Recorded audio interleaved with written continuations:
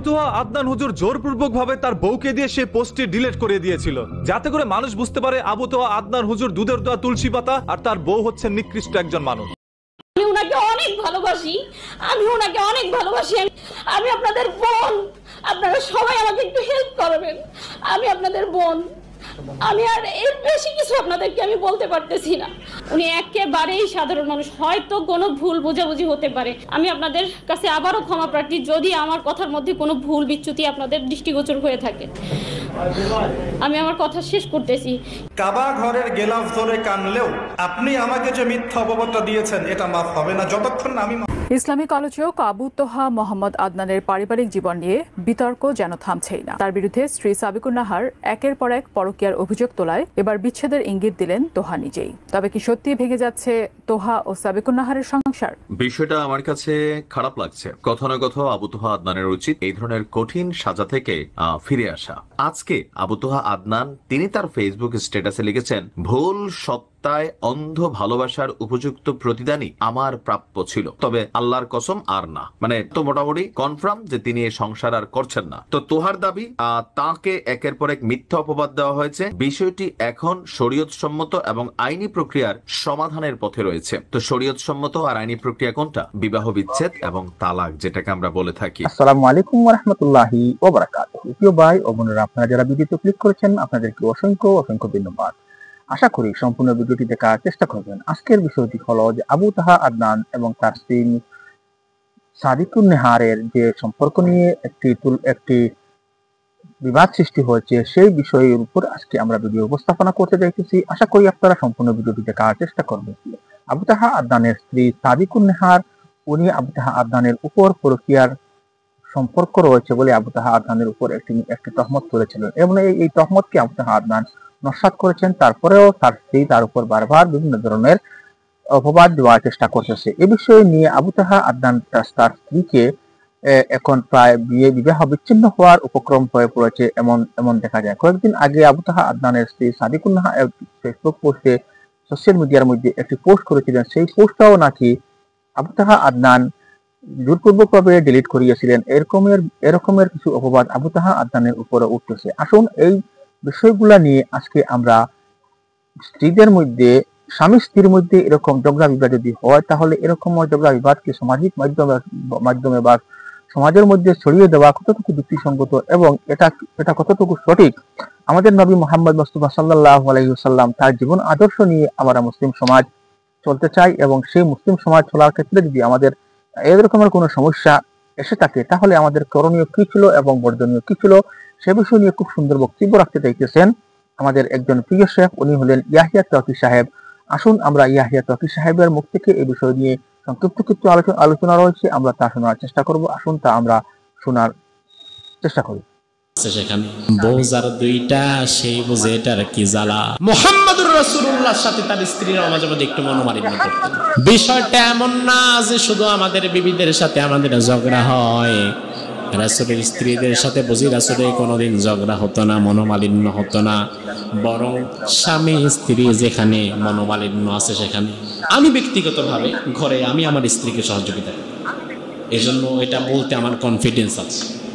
আমি আমার স্ত্রীকে সহযোগিতা করি, এটা বলতে তো লজ্জা নাই। আমি আমার স্ত্রীর রান্নার কাজে সহযোগিতা করি। আমি আমার স্ত্রীর কাপড় চোপড়গুলো অনেক সময় নিজে ধুয়ে দিই। আমার অফিসে চা আনার জন্য একটা লোক, আবার আমার চায়ের কাপ নিয়ে যাওয়ার জন্য আরেকটা লোক। আমার কাপড় চোপড় ধুয়ে দেওয়ার জন্য আমার অফিসে অ্যাভেলেবেল স্টাফ আছে। তবে আমি যখন ইয়াহিয়া থাকি, আমি যখন ঘরে ঢুকি, আমি আমার বাহিরের পরিচয় নিয়ে ঢুকি না। আমি ঘরে ঢুকে আমার স্ত্রীর কোনো কাজ অপূর্ণাঙ্গ থাকলে ওই কাজটা খুঁজে বের করে নিজে করে দেওয়া। তার কারণ এই হাদিস আমি জানি, যেখানে রাসূল বলেছেন যে আম্মা জান আয়েশা বলেছেন যে রাসূল স্ত্রীদের কাজে সহযোগিতা করতেন। মুহাম্মদুর রাসূলুল্লাহ যদি নবী হওয়ার পরে, প্রেসিডেন্ট হওয়ার পরে, মসজিদে নববীর ইমাম হওয়ার পরে তার স্ত্রীর কাজে সহযোগিতা করতে পারে, তাহলে আপনি আমি কে? কারণ আমরা মোটামুটি যে পর্যায়ের স্বামী, আইতে যাইতে বকি আর কি লাগে। এখন রাসূলের জীবন আদর্শের মধ্যে তো এটা নাই। রাসূল স্ত্রীদের সাথে কি ব্যবহার করতেন হাদিসের মধ্যে এসেছে। দেখেন, আম্মা জান আয়েশা সিদ্দিকা রাদিয়াল্লাহু আনহা বলেন, আল্লাহর হাবিব কানা ইয়াকুনু ফি মিহনাতি আহলিহি, রাসূল সারাদিন বাহিরে কাজ করতেন, বাহিরে সময় দিতেন, রাষ্ট্র পরিচালনা করতেন, মসজিদের নববীর ইমামতি করতেন, জিহাদের ময়দানে আবার কমান্ডার ছিলেন, ব্যবসা করতেন, কাজ করতেন। এত শত কাজের পরে রাসূল যখন ঘরে ঢুকতেন, ঘরে ঢুকে বিশ্বনবী তার স্ত্রীদের কাজে কর্মে সহযোগিতা করতেন। সুবহানাল্লাহ।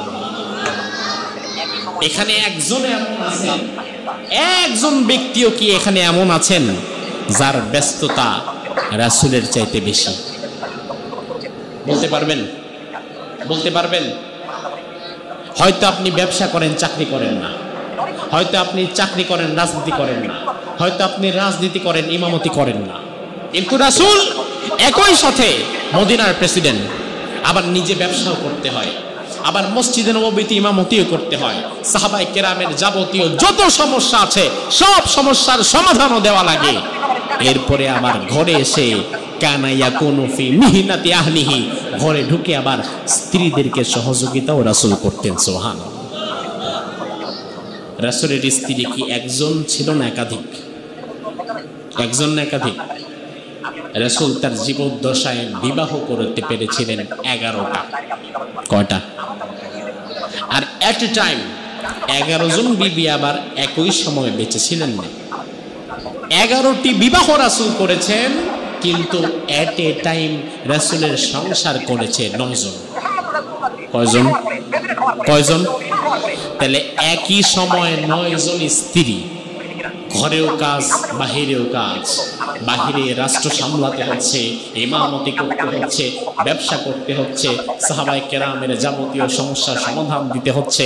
আবার 27টি যুদ্ধে রাসূল সেই ব্যস্ততা নিয়ে নিজে অংশগ্রহণ করেছেন। এরপরে আমার ঘরে ঢুকে স্ত্রীদের কাজেও সহযোগিতা করেছেন। এখন আমরা মনে করি স্ত্রীদের কাজে সহযোগিতা করা মানে হচ্ছে ছোট লোকী। এটা অনেক পুরুষ মনে করে যে স্ত্রীর কোনো কাজে বিন্দু মাত্র সহযোগিতা করে না। স্ত্রী একবেলা অসুস্থ, কিছু হাড়ি পাতিল পরে আছে, রান্না করে, জীবনে খাওয়া দাওয়ার পরে নিজের প্লেটটাও ধয় নেই বিয়ের পর থেকে এই পর্যন্ত।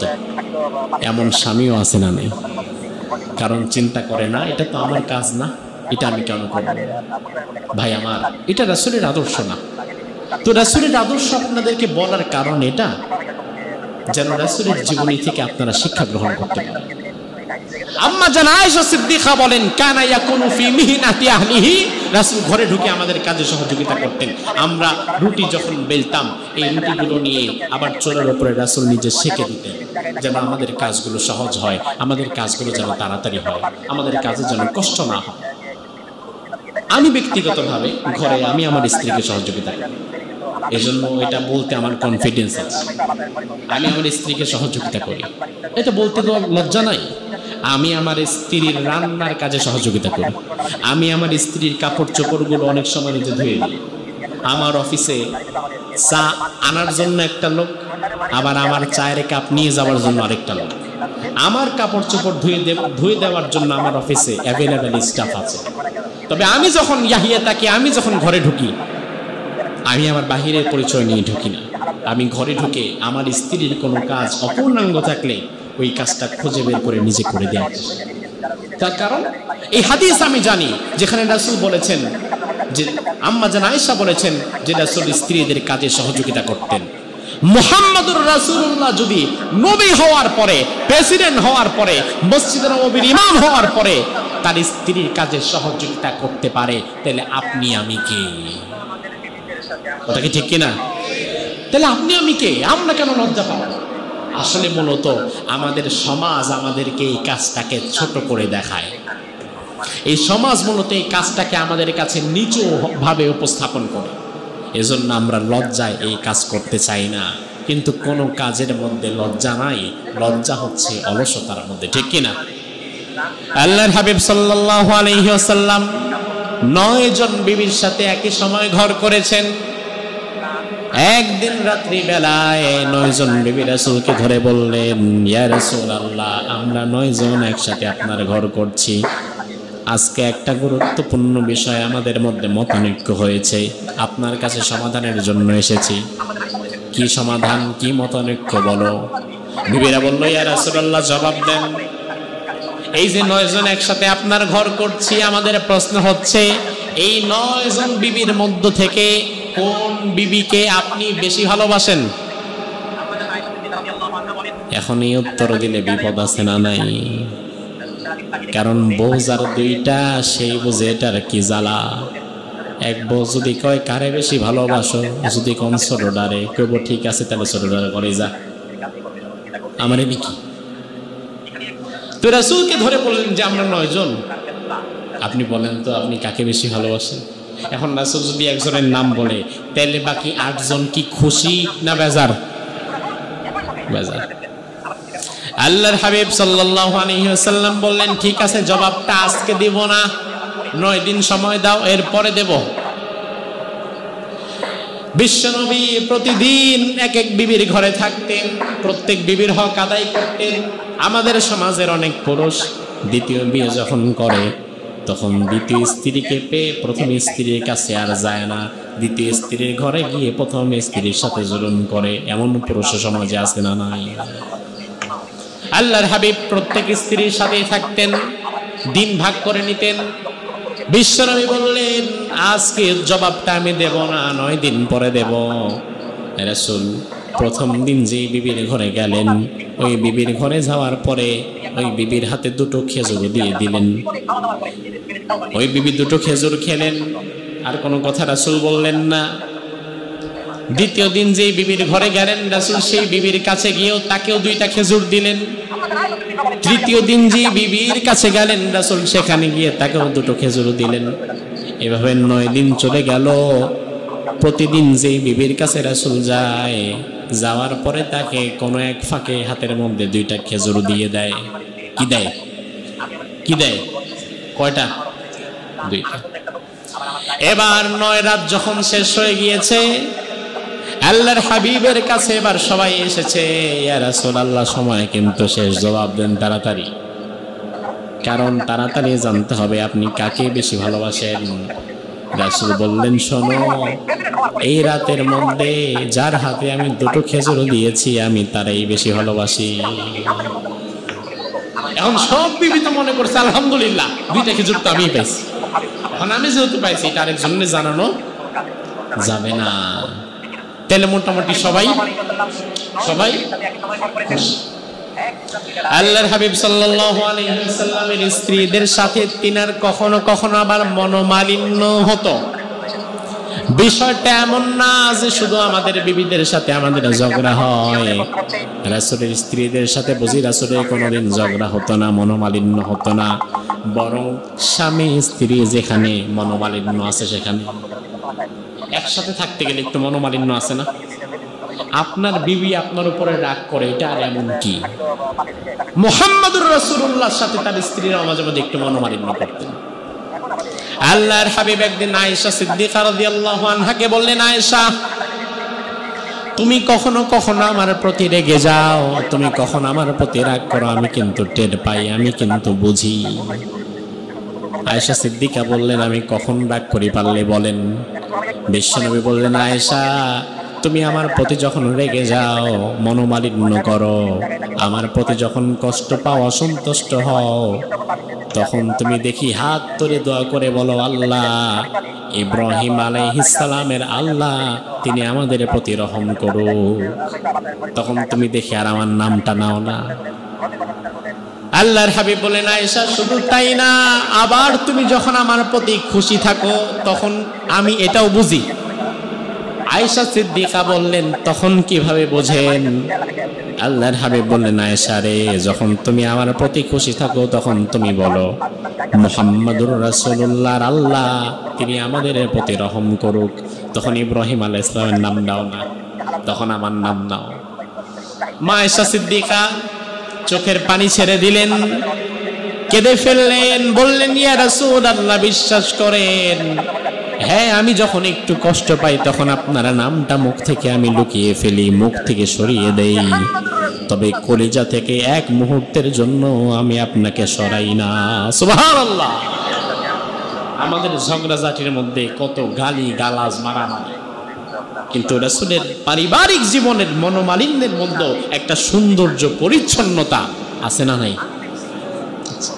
আবু তোহা আদনান হুজুর জোরপূর্বক ভাবে তার বউকে দিয়ে সেই পোস্টটি ডিলিট করে দিয়েছিল, যাতে করে মানুষ বুঝতে পারে আবু তোহা আদনান হুজুর দুধের দোয়া তুলসী পাতা আর তার বউ হচ্ছে নিকৃষ্ট একজন মানুষ। তবে পোস্ট ডিলিট করার কিছুদিন না কাটতে সেই হুবহু পোস্ট তার স্ত্রী আবারও করলো। এখন মানুষ সম্পূর্ণভাবে বুঝতে পেরেছিল সেই পোস্টটি আসলে সত্য ছিল। তার পোস্টের মধ্যে তিনি এই সকল কথাগুলো উল্লেখ করে আবু তোহা আদনানের বিরুদ্ধে নানা ধরনের অভিযোগ তুলে ধরেন, যেখানে তিনি বারবার বোঝানোর চেষ্টা করেছেন তার 15 বছর আগের একজন প্রেমিকাকে তিনি এখনো প্রচন্ড ভাবে পছন্দ করেন। তাছাড়াও রংপুরের একটি মেয়ের সাথে দীর্ঘদিন তিনি প্রেম করেন। এর পরবর্তীতে বিয়ের প্রলোভন দেখে সেই মেয়ের সাথে নাকি তিনি সময়ও কাটিয়েছেন। এখন আবার এয়ার হোস্টেজের যে মেয়েটি রয়েছে সেই মেয়েটিকে তার অফিসের মধ্যে নিয়ে আসেন, রংপুরে যাওয়ার মতো পরিকল্পনা করছে তারা। অন্যদিকে তার বউ তাকে একান্ত ভাবে চাচ্ছে, তবে কোনোভাবে আদনান হুজুর তার বউকে ধরা দিচ্ছে না। পোস্টের মধ্যে তিনি এও উল্লেখ করেন, এই সকল কথাগুলো বলে তিনি কিছুদিন আগে একটি পোস্ট করেছেন, যে পোস্টটি তাকে আবার জোরজবস্তি করে আদনান হুজুর ডিলিট করিয়ে দেয়। এখন আবারও হয়তোবা আদনান হুজুর অন্য কোনো মেয়ের সাথে প্রেমে আসক্ত, যার কারণে তিনি আবারও একই পোস্ট করেন। কমেন্টের মধ্যে তিনি এও বলেন, আমি মিথ্যা কথা বলিনি, আমি যা বলেছি সত্য কথা বলছি, আমি এখানে ভাইরাল হতে আসি নাই, কারণ ভাইরাল লোকই আমার জামাই। এই ধরনের কথাগুলো তিনি মানুষের সামনে উন্মোচন করার পর থেকে গতকাল থেকে সোশ্যাল মিডিয়ার মধ্যে এটা নিয়ে নানা ধরনের আলোচনা সমালোচনার সৃষ্টি হয়। যেই সকল মানুষগুলো অন্ধভাবে আদনান হুজুরকে বিশ্বাস করত,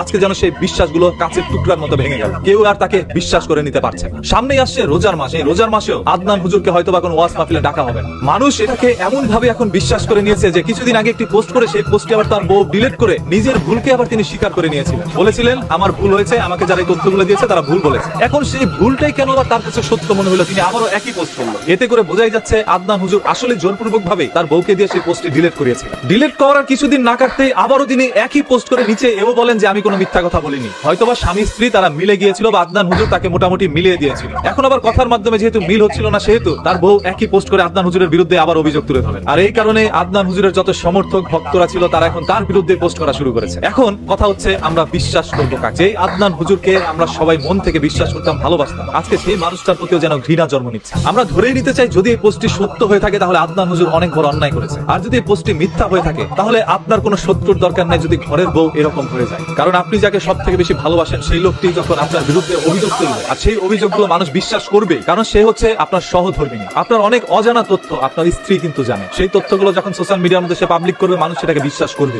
এখন মানুষের বিশ্বাস দিয়ে আদনান হুজুরের হয়তো বা কিছু যায় আসে না, কারণ এটা নিয়ে আদনান হুজুর এখন পর্যন্ত কোনো মুখ খুলে নাই। তিনি বলেছিলেন আমার ফোনটা চুরি হয়ে গেছে, তার ফোন চুরি হওয়ার পরে কি ধরনের পোস্টগুলো করবে? এখন তো এসে বলতে পারবে না তার ফোনটা আবারও চুরি হয়ে গেছে।